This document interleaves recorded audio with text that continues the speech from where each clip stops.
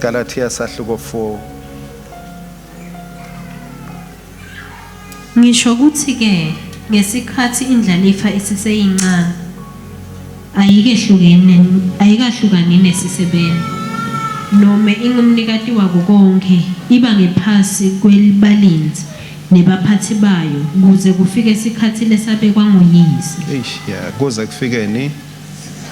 Kuze kufike sikhathi. Kunetikhathi letibekiwe for things to happen. Kuze kufike sikhathi lesibekwe nguyise. Kunjalo ke nakithi ngesikhathi sisebantwana sasigcila tonga imimoya yemvelo. Kodwa kwathi isikhathi sesifike ngalokuphelele uNkulunkulu wathumela indvodzana yakhe leyatalwa ngumfati yakhula ngephansi kwemthetho. Kwathi isikhathi sesifike ngalokuphelele when time had fully come. Sikhathi lesihlelwe ngubabe sathi uma sesifikile.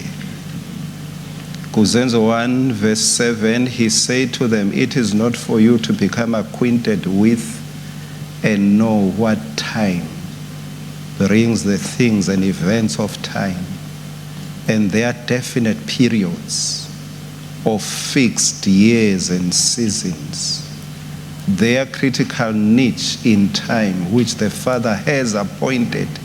The Father has appointed, in New Living Translation, which the Father has appointed or fixed and reserved by his own choice and authority and personal power. Nkulunkulu akabeki tikhathi are influenced by world events. Akasho uNkulunkulu ukuthi sengida kwenda lokho ngoba umhlaba sewudecide ukuthi naku lofuna kukwenda. Akasho uNkulunkulu ukuthi sengida uthatha i-decision ngoba naku iRussia lefuna kukwenda noma naku live laseMaputo lelifuna kukwenda. uNkulunkulu has fixed time according to his all knowing, his all knowledge, and according to his wisdom. Bebafuna lababuta ukuthi engabe umbuso ubuyela nini endzaweni yaka Israel. Is this the time? Babuta lokho encwadzini yemisebenzi yabapostoli. Bathi ngabe sengiso in lesikhathi. They wanted to invade into the territory yaNkulunkulu kuphela, le reserved for uNkulunkulu kuphela. Uyaphendula ke Jesu ukhuluma ekubeni atinike isikhathi bambone bamati njengaloku lamhla sitawuthi kubuka kancane ebuntwini bakhe. Ubaphendula sebambonile angumuntu aphila emkhathisini wabo.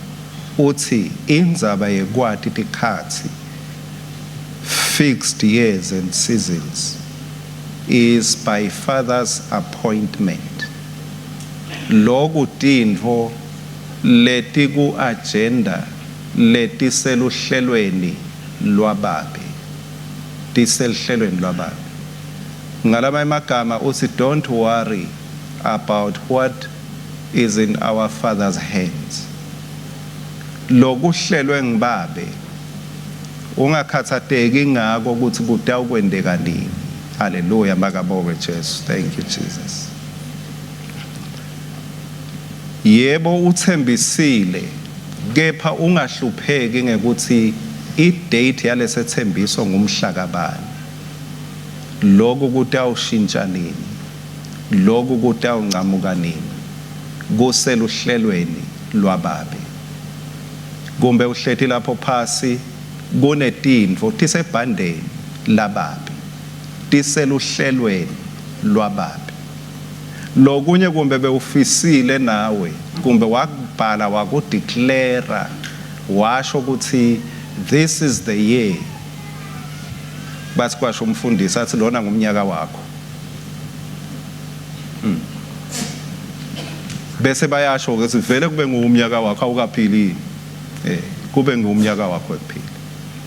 So letinye izinto nawe utibhale utigadze utithandaze uthini Jesu uma asiniketa inhlakanipho yetinto lesigadze babe atende uthi don't worry, the season, the year, the time isesandleni saNkulunkulu. Isesandleni saNkulunkulu. Asibuye ke beyofunza verse 4 ngibese ngikukhawula la ku verse 4 ngifuna kumhlanganisa nalo Zenzo 1 verse 7 tikhathi kwathi mase kuphelele tikhathi kodwa kwathi sikhathi sesifike ngalokuphelele uNkulunkulu wathumela indodana yakhe leyatalwa ngumfana yakhula ngaphansi kwemthetho khona itewubahlawulela labo labangephansi kwemthetho kuze nathi semukeleke njengemadodana. Yes, kusho ukuthi lo mthetho bewu appointed for a time.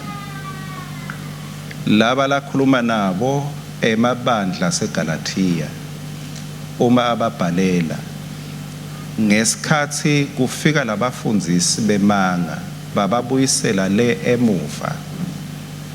Umpostoli Paula ngekwembulelwa uNkulunkulu uthi lesikhathi semthetho bese seluhlelweni lwaNkulunkulu until the fullness of time.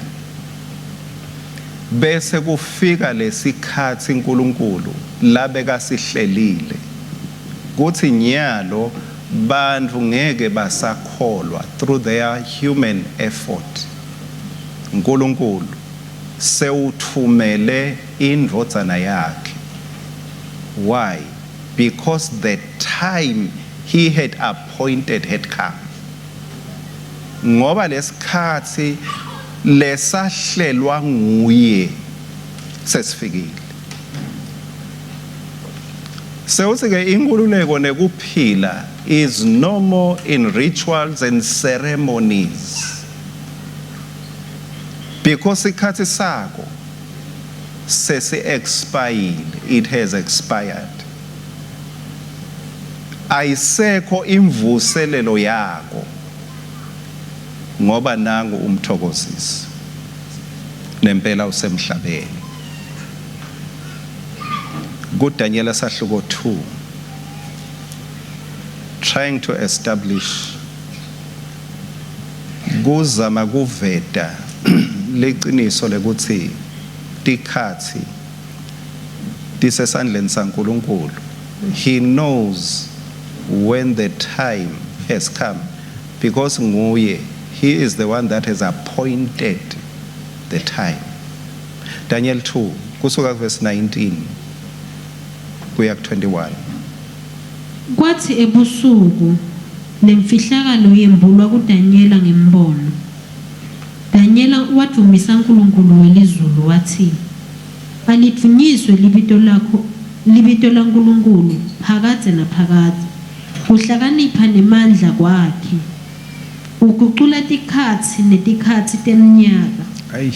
Ubeka emakhosi aphinza awehlise. Ubanika kuhlakanipha labahlakaniphile. Anike lwati kulabacondzako." Yeah. Wembula thank you. Ugucula ini tikhathi tetikhathi temnyaka. Ubeka emakhosi aphinze entenjani awehlise. Ubanika kuhlakanipha labanjani labahlakaniphile. Kube bengikuleli sondo la kamakhelwane ngabe ngithi tshela makhelwane ukuthi lisondo liyagucuka. Lisondo liyagucuka. Labe liphasi khona masinyane kuba sedulu. Labe kusedulu khona masinyane kuba phasi. Yeah. Things are moving. They are not static. Things are moving. As long unankulunkulu, that is the only showcase. Kuthi noma kungashintsha ini, God is in charge.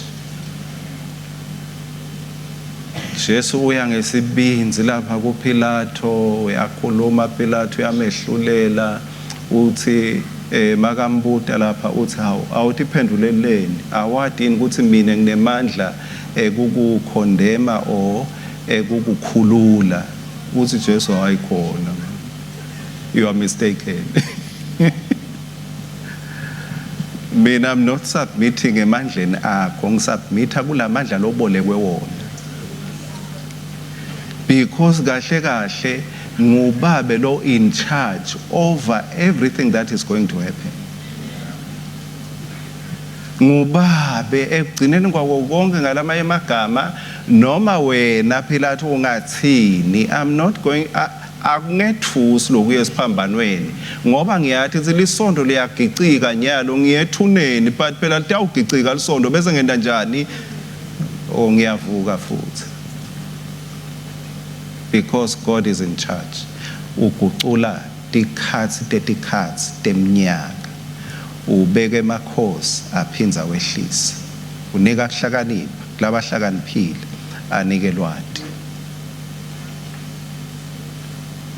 Ebutheni bemnyaka sesifunzile ukuthi tintfo atibi ngiletifana nako.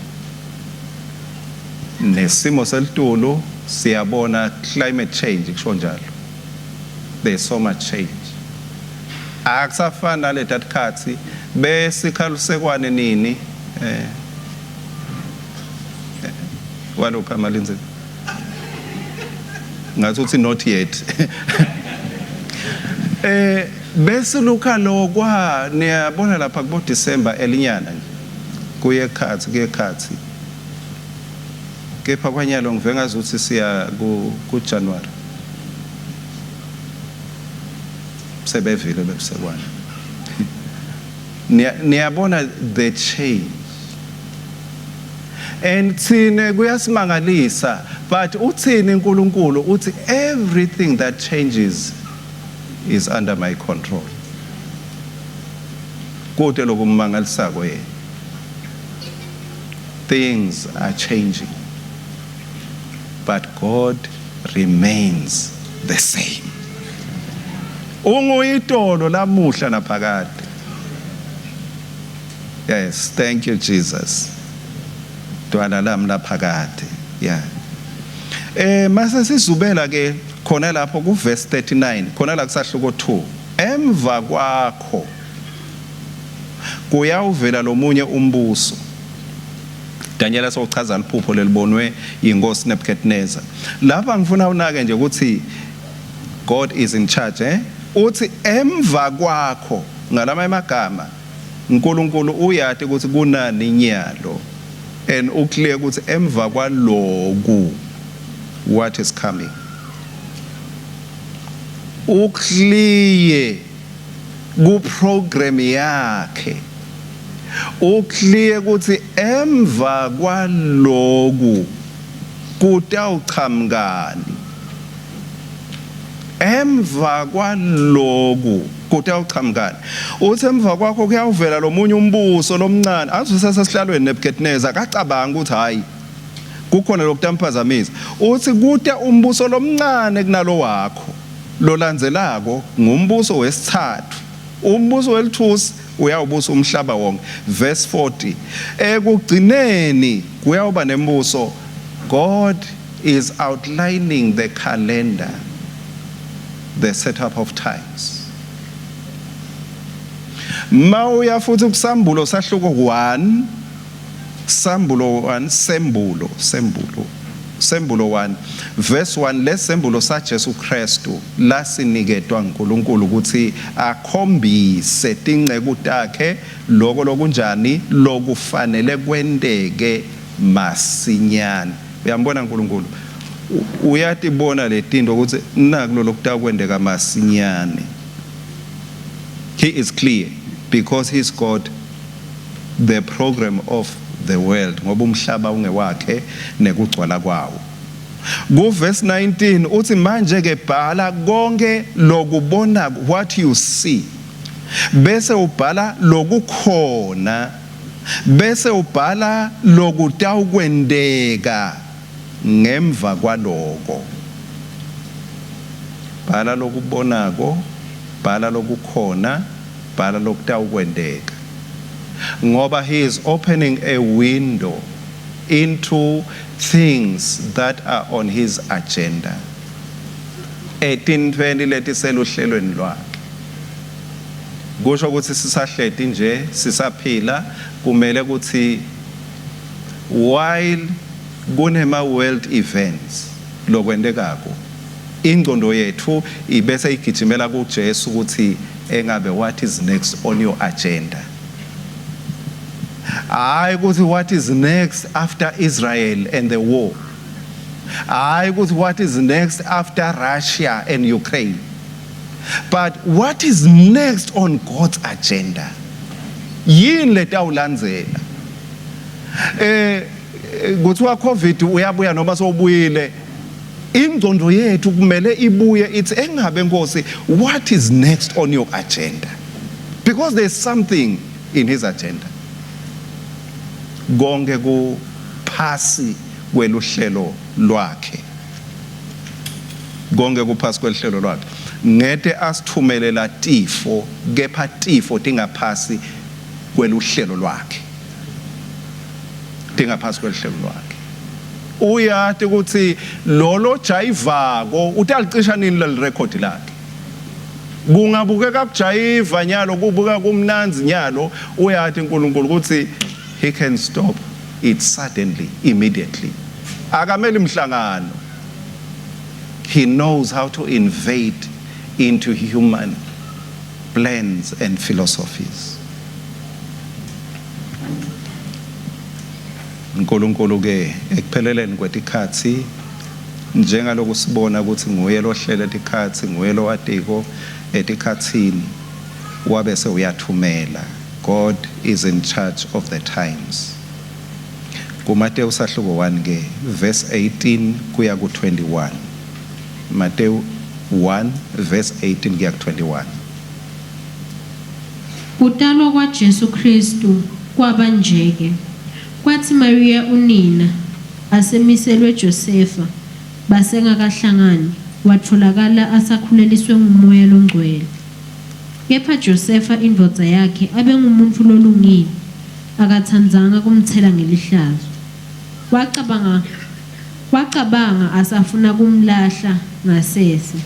Kodwa asakucabanga lokhu kwefika ingilozi yenkosi kuye ngeliphupho yathi, Josefa mvodzana ya Davide, ungesabi kumthatha Maria umkakho ngobe lokho lakukhulelwe kwamoya longcwele. Yes. Maria utawukutala indvodzana uyethe libito uthi nguJesu ngobe nguye loya kusindisa abantu bakhe etolweni tabo. Yes. Utawutala ambite ukuthi nguJesu evikini leliphelile ngishito ukuthi lokukhulu lekumele sikulandzele ukuthi Jesu watalwa. And then ke nangu Jesu Kristu naleli bhokisi lethu la Khisimusi nangu Jesu. But kuze si enjoy lo Jesu kumele sifike ku Boxing Day where we open the box. La sivula khona lo muntu lokuthiwa nguJesu. Bese uma simvula simnambithe kulobunguye bakhe. Kuloku lokuthukuswe lapha kuye kulokuthi ungubani lo Jesu. Lokuthi utalelwani emva kwekutalwa ubuyaphi uyaphi wendani nyalo. lokumati lokungasiso academic but lokumati lokutaba nelutsindvo emphefumulweni wethu, lokumati lokutaba nemthelela empilweni yethu. Kuthi uma ngimbona athathabulu, therefore what? Kushoni kuthinzelana ngani nami lokho? Ngisaya lapho ke kuloko lesitakuthintsa lamuhla la kutshelwa kakhulu Josefa, kuthi Josefa ungakhathateki, lo muntu lotawutalwa ungumsindzisi. Livi lenkosi lisitshela ke sedlule lapho, singanuki inyama singakayidli, sithi nje copho kancane. Josefa abesendani abecabanga kulahla Maria. Kusho ukuthi emaplane aJosefa bekaya ngeku-intensifya kuthi ngitomlahla, ngoba lesigaba bebakuso sekuvumelana kuthi bataba indvodza nemfati, bese sikulelinye lizinga lekwatiwa bantfu njengekweluhlelo lwemajuda ukuthi mabathathana bebachitha lo mnyaka official, not necessarily, not together for sex. Ngiko phela Joseph amangani uthi ngivelelwa yini, but bekuba sikhathi lesi very serious in preparation. Ngiko ke Josefa uthi ye la ngita ungena ehlazweni, kutawuthiwa ngidle inyama ngakayidli, kutawuthiwa sengilele naye engakalali naye. Josefa usemicabangweni iya ngekushuba ngekutati nangesimo.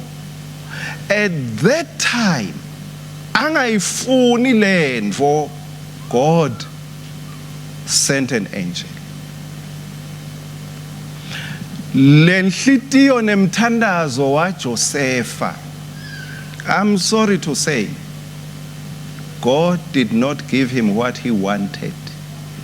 Akamnikanga Josefa labekakufuna, kepha wamnika lebekuseluhlelweni lwakhe enkulunkulu. Angithi ngivile ethi Josefa bekafuna kumlahla. And God, if Joseph was praying in that direction, God did not answer according to Joseph's request kuthi amlahle. Kepha uNkulunkulu uniketa Josefa i-assignment ethi kwaloko, uthi Josefa ngikwethwesa umthwalo ungamlahli.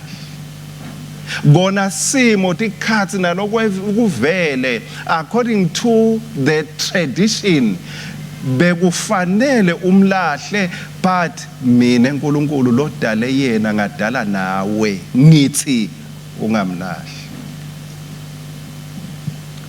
Kumele uNkulunkulu sitimisele kumati kuthi uyasinika lesikucelako, but akusiko konke lesikucelako lokufike kuphase according to his plan. Akusiko konke lokufike kuphase. Kusho ukuthi ungazami ngalesinye isikhathi to force your way. Ungazami kushaya imbongolo njengana ngiyabani Balaam. Lo washaya imbongolo yaze yakhuluma imbongolo yazi kwende njani ngoba embi kwami kunengilosi. Kumele sifike la sithi khona inzando lemnanzi ngeyakho Nkosi. Wefika kanjalo umsindzisi. Wafikiswa inzando yaNkulunkulu lemnanzi kuneya Josefa lebeyitawuba mnanzi. Siyafunza ke ukuthi asaqala kuthatha buntu bakhe Jesu, aqala kuthatha buntu bakhe. There is an element of being rejected angakatalwa nekudala. Mafika akhula ukhulela kubomnakabo, bomnakabo There were moments of rejection that he went through. Kubomnakabe ekhaya labe batelwe nguJosepha naMaria, yena watalwa nguMaria inzalo wesifazane, but kubomnakabo ekhaya there were moments of being rejected. Makaya esiphambanweni uyiswa yini? Uyiswa i-rejection. Johane 1 uthi weda kubakhe kuba kubo kepha azange bamemukele. Rejection. Yeah. And then again sitawubona kumaHebheru ukuthi why all this. Masilivula ke libhokisi, Joseph was trying to run away. Kepha uNkulunkulu wathi Josepha, lokuhle kumathi uNkulunkulu noma ngabe tinto tingavumelani nawe, kumathi uNkulunkulu is key for you to continue living a life pleasing to him. Libhokisi ke kuJohane 1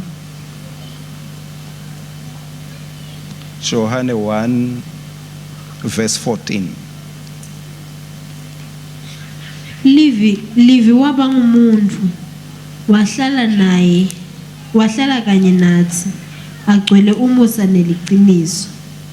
Sayibona inkathimulo yakhe lengeyotale yedva kuyise. Yes, Levi wabanjani? Waba ngumuntu. Mawucala ekuqaleni, in the beginning, the word, in the beginning was the word. And the word was with God, and the word was God. Ngishiya ngemabomu lapho ngoba Johane kahle kahle ubhala kuletha liqiniso lebunkulunkulu baJesu, the deity of Jesus. Esimeni sebandvu labe kakhuluma nabo, ebandleni labe kelusekhona, lo moya wekungakholwa liqiniso lebunkulunkulu baJesu belibasusa nasekukholweni kuNkulunkulu babambe indlela lathi teJesu mina ngiyindlela neliqiniso. So mase bangahambi ngaye ngekubamba liqiniso ngaye bese beduka. Ubabuyisa ke kulelo qiniso kubachazela ngalo Jesu. Kuthi lo Jesu ngibani? Ngoba lo Jesu ube ngumphikwa ngisho ebandleni lakhe. Waba ngumphikwa ngisho kulabakholwayo. Uma achaza ke ngiko ngizubela le ku verse 14 ukuthi ekuchazeni kwakhe while ingcenye lenkulu ya Johane ufuna bakholwe liqiniso lebunkulunkulu bakhe kepha uyabuveta nebuntu bakhe. Uthi that same word that was in the beginning, ankulunkulu, anankulunkulu, akunkulunkulu. Uthi the word became human and made his home among us. Inkosi ehla ezulwini eyaba ngomuntu ebantwini yesela thina bonithi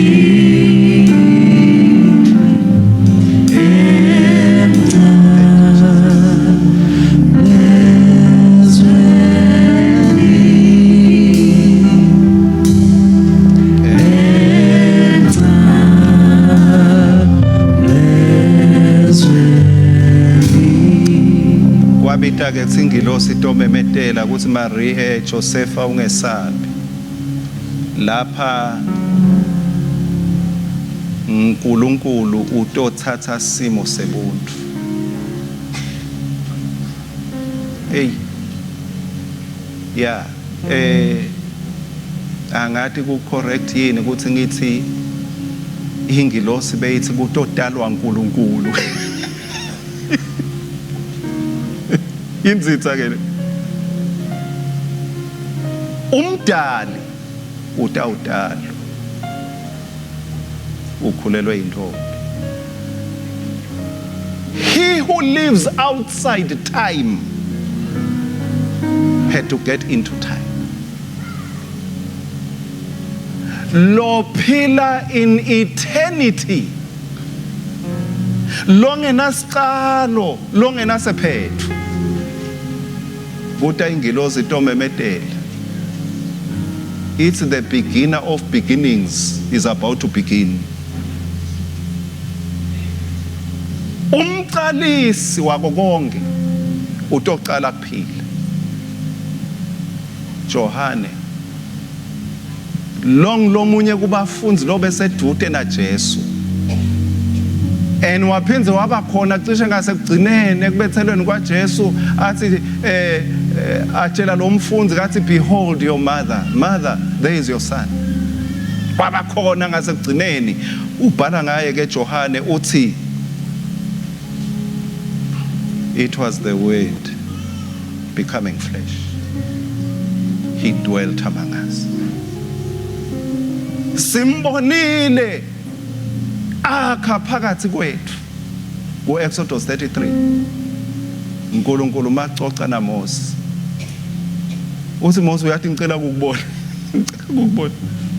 Yeah, ngicela ukukubona. Uthi uNkulunkulu no. Ungibona uphinda uphile. Ungibona uphinda uphile. Manje ke sekuthiwa ke but ngitawedlula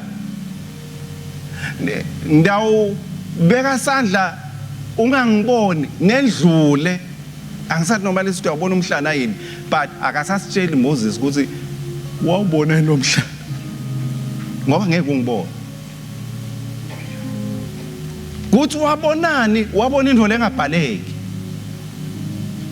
nyalo ke la kuJohane lo uNkulunkulu lo wathi ngeke ungibone uphile ngekudalwa through incarnation. uNkulunkulu uthi nyalo seningangibona, nyalo seningangibona niphile. Uthi sambona agcwele umusa neliqiniso, sambona anenkhatimulo. Johane has consistently been there. Uyathi ukuthi ukhuluma ngabani.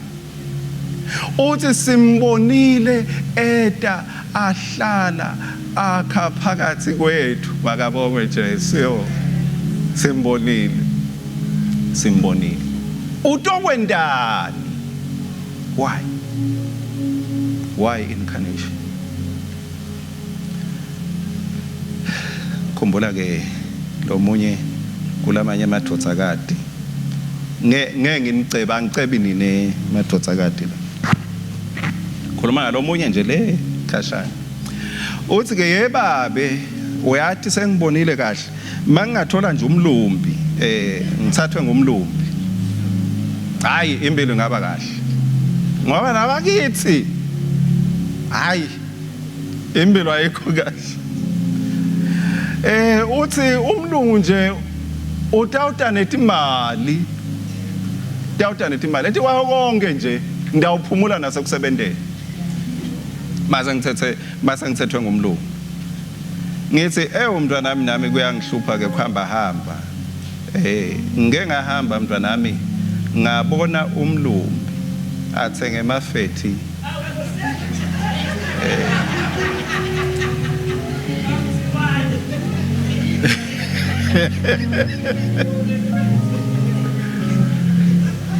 ngithi ke kungendeka nawe uthi uphumile enhluphekweni ubona chamuka nemafethi lamabili ngaleni ngelanga.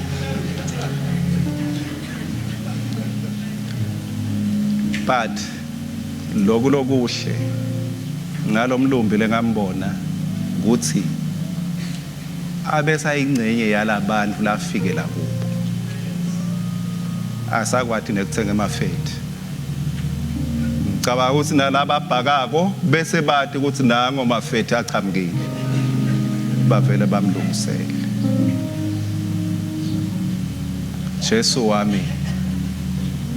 Jesu wami ngimcabanga angimuntu ngalokuphelele. La bekuthengiswa amahewu khona bekafika buti athi akhona inemahewu. La bekuthengiswa kwangekhathi khona athi ngithunywe ngibabe uthi angilothenga emathumbu. Babe Joseph mangabe beka babeni mangabe bekathanza umsila hayi njengami bekaya khona afike athi uthi babe angitothenga umsila. Uthi Johane weda wadokwakha phakathi kwethu.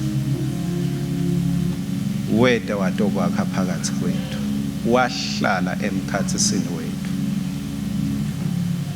He became so much part of us. Bekangathi makalambile kuchamuke kudle ezulwini.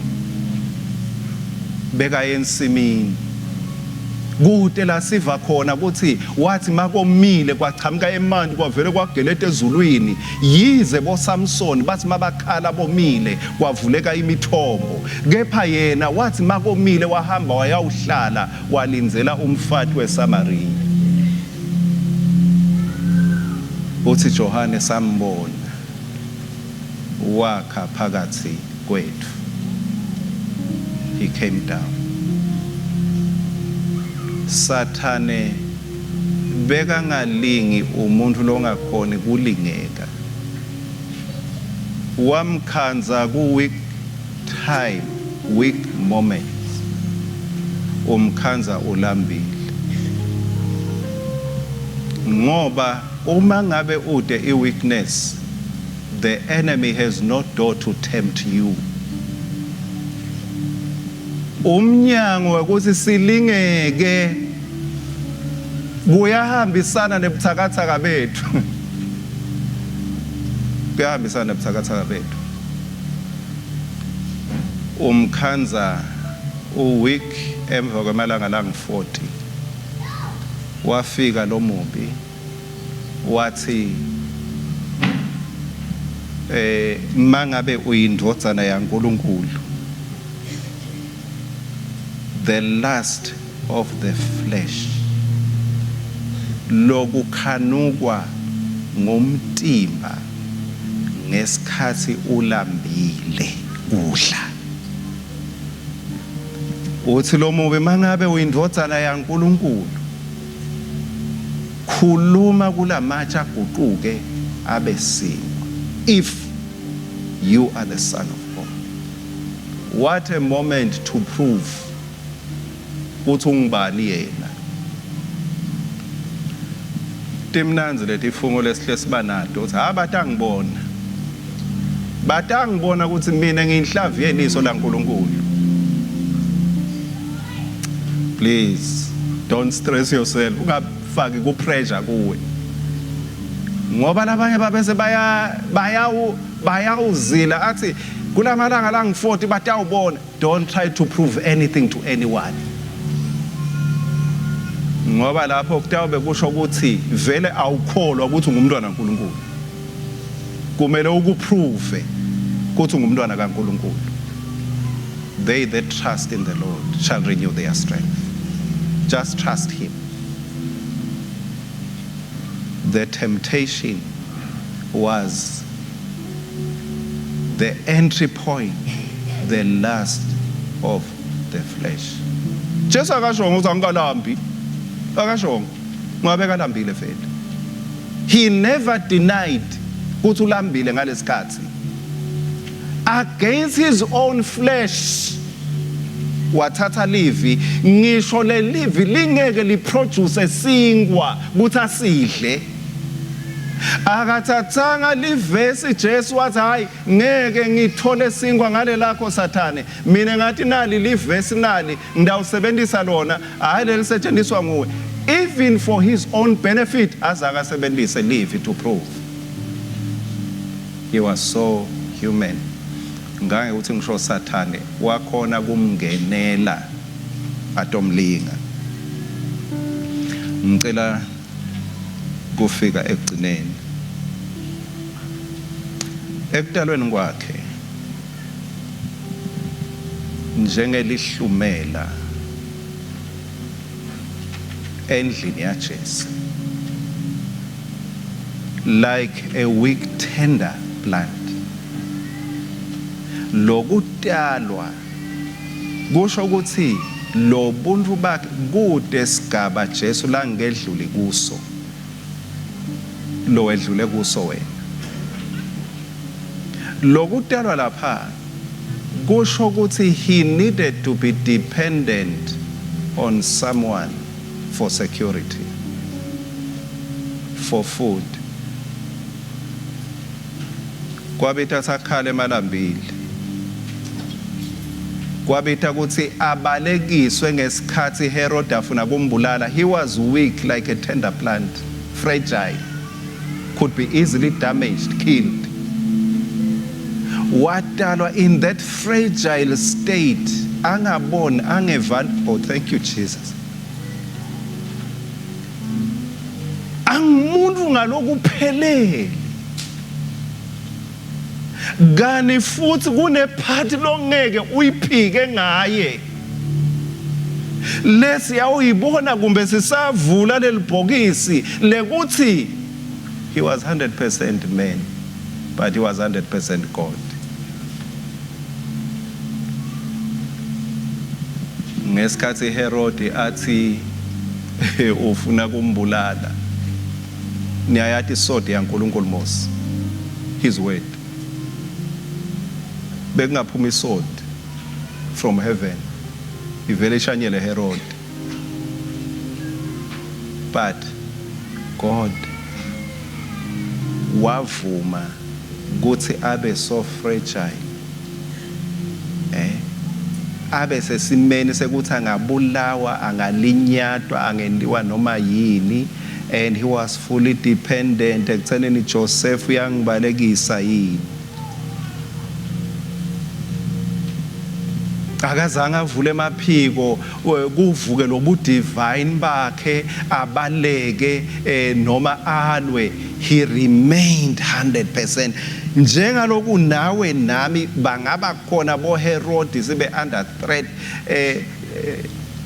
kuthi singalimala kalula. Jesu wa experience that.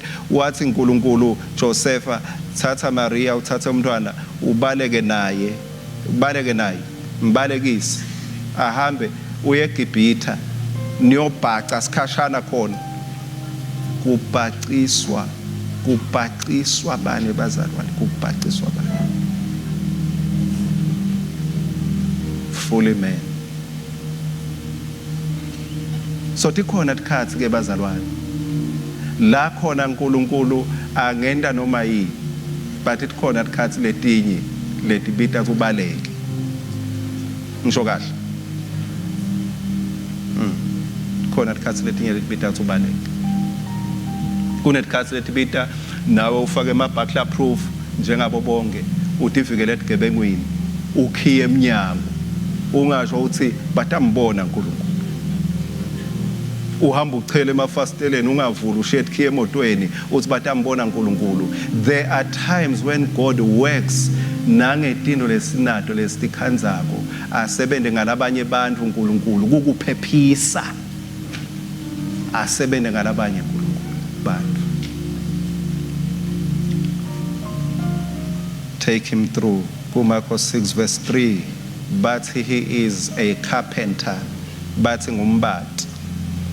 Ngalama emagama lo Jesu beka ngumuntu ngange ukuthi bebamkhanza bate emaplangwa bathatha igotho, beka ngicarpenter Jesu lo bekakha ifurniture.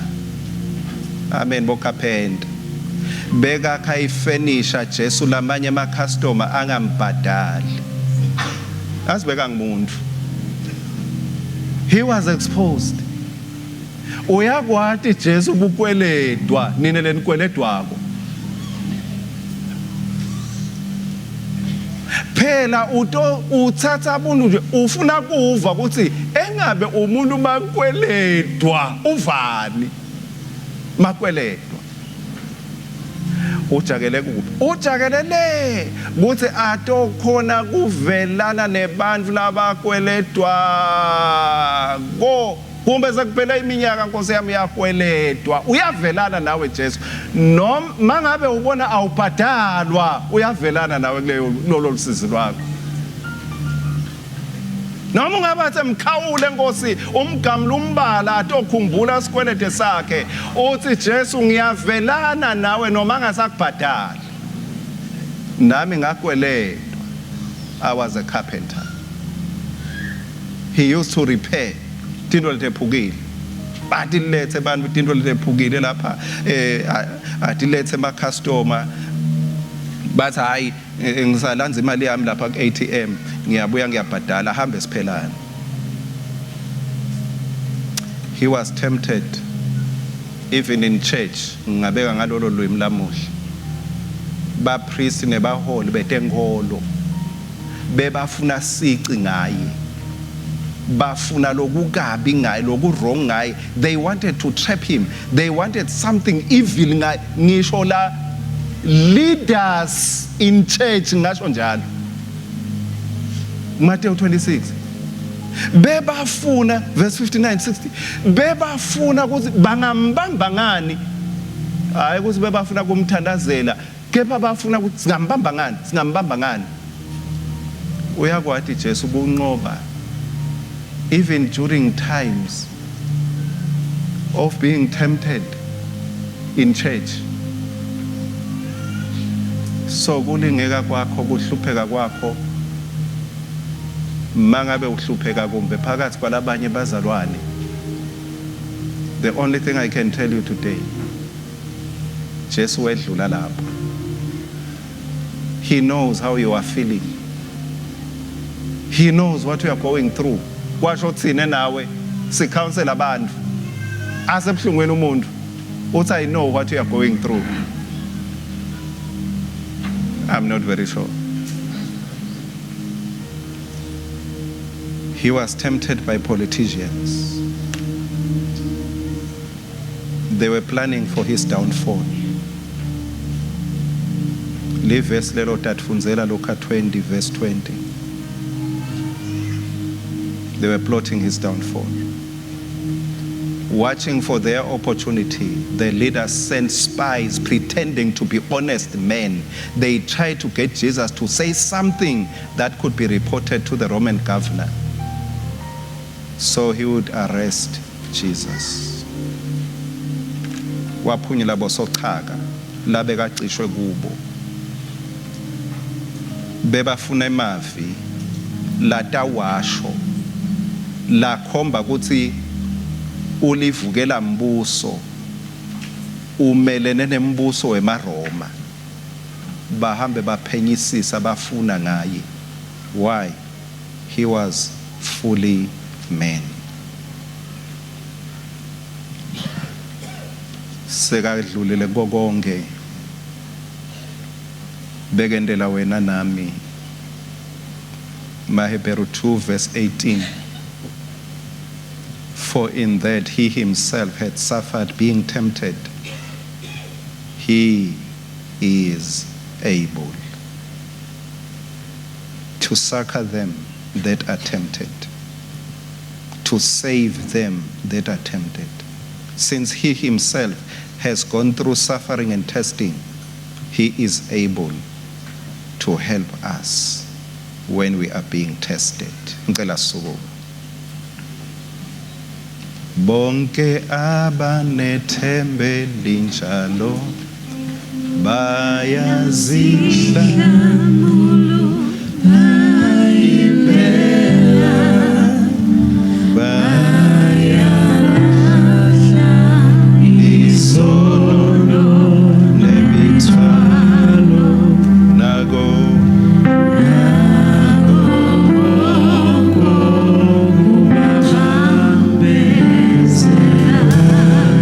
bonke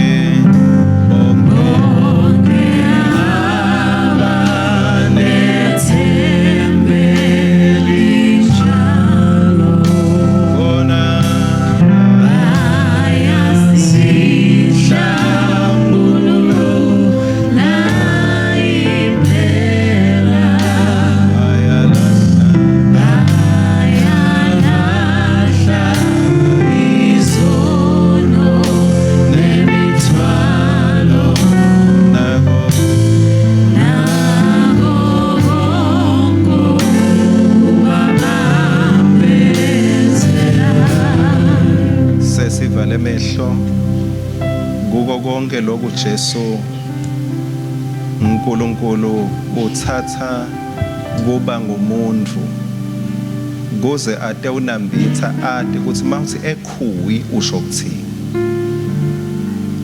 kuze ade ukuthi mangabe kuthiwa uqoshiwe udzeliwe usho ukuthini, mangabe kuthiwa awufunwa kusho ukuthini.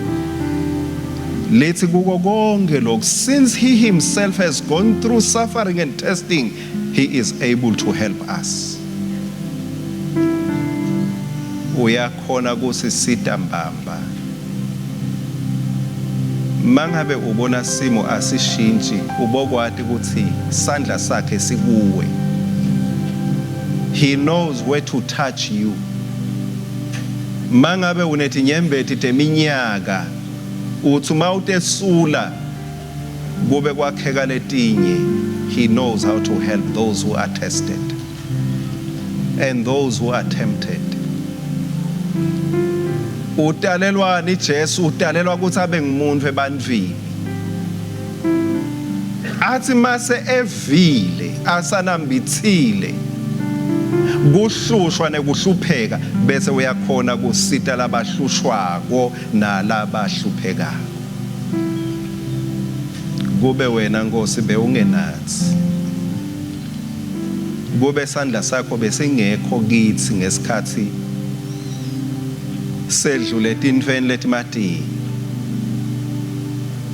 Impela khona la ngasilele sangavuki khona, kukhona la ngabe asisekho khona, kukhona la ngabe asisayi khona, kukhona lengabe asisenabo. Pho-ke you are a friend that sticks closer than a brother. Ube ngumngani lo wedlula selamani.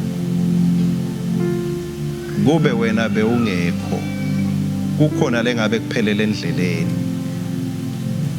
Kube wena Nkosi bewungekho, noma lokunye besingacabanga ukuthi Nkosi mawungabamba lokhu ugucule lokhu, wena usuke wabamba thine wasenda saba in one piece instead of being broken into pieces. It is still well with our soul. Kuleli sonto lekugcina Nkosi singabala where we have seen your hand. Singabala la besithandaza khona ukuthi uma kungafane kulunge nako mangingagucukana ngematshe nanga thina bethi ngaba ngcono, kepha Nkosi awakagucuki kepha saphila. Impela kube wena bewungenathi, ngabe siphelele endleleni. Siyabonga Jesu, lothumo nemandla nebukhosi kungekwakho. Wena letikhathi tekwendeka kwetintfo tisesandleni sakho, nguwe logucula lelisondvo. You know what is next in the item on the agenda. Sine siyethuka masibona naku, kepha wena awethuki ngoba uyathi kulandzelani. Kuthula kwakho Nkosi, luthumo nemandla nebukhosi. Sibusiso sakho Nkosi lesingeke siguculwe esihogweni, lesingeke siguculwe endlini yebathakathi, lesingeke siguculwe emithandazweni lemikhulu. Leso sibusiso Nkosi asibe kumunye namunye kubantwana bakho egameni lika Jesu Kristu. Thank you Jesus. The blessing of peace, the blessing of abundance, the blessing of increase, the blessing of multiplication, the blessing of dominion. May it be unto you as God designed it. Akube kuwe njengalokho ahlela uNkulunkulu kuGenesis 1:28. Be blessed going in, be blessed going out. Kusukela kulesikhathi kuze kube phakade naphakade, libandla lithi amen lomkhulu. Thank you Jesus. Hallelujah.